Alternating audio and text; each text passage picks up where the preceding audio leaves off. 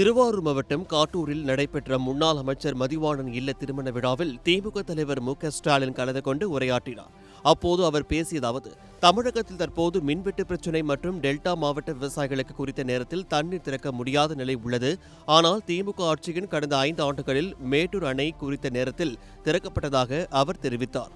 சட்டமன்றத்தில் எதிர்க்கட்சித் தலைவர் உதயநிதி ஸ்டாலின் இந்த பிரச்சினைகள் குறித்து பேசினார். ஆனால் முதலமைச்சர் உங்கள் அப்பாவை எங்கே காணோம் என்று கேட்டதாக கூறிய ஸ்டாலின், என்னை சட்டமன்றத்தில் தேட வேண்டாம், நான் மக்கள் மனதில் இருக்கிறேன் என்றார். மேலும், நான் சட்டமன்றத்தில் இருந்தாலும் இல்லாவிட்டாலும் மக்கள் மன்றத்தில் எப்போதும் இருப்பேன். கடந்த 60 ஆண்டுகளாக மக்களுடன் இணைந்து பணியாற்றி வருகிறேன். முதல்வராக இருந்த காலத்தில் அனைத்து மாவட்டங்களுக்கும் சென்று ஆய்வுக் கூட்டங்களை நடத்தியுள்ளேன். என் போல வேறு யாரும் ஆய்வுக் கூட்டம் நடத்தியிருக்க மாட்டார்கள் என்று கூறினார். மேலும், கோட்டையில்தான் கோப்புகள் உள்ளன, அந்த கோப்புகளை எடுத்து பாருங்கள் என்று கூறினார். அதேபோல் மகளிர் உரிமை தொகை, புதுமை பெண் திட்டம், தமிழ் புதல்வன் திட்டம் உள்ளிட்ட பல்வேறு நலத்திட்டங்களில் எல்லாம் நான் கையெழுத்திட்டு உள்ளேன்.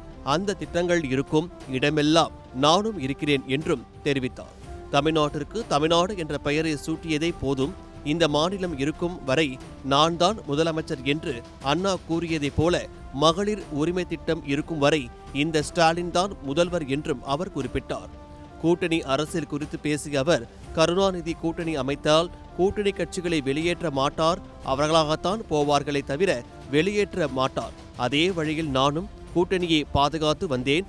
இருப்பினும் சிலர் கூட்டணி தேவையில்லை என்று கூறுகின்றனர், அதையும் பரிசீலிப்போம் என்று தெரிவித்தார்.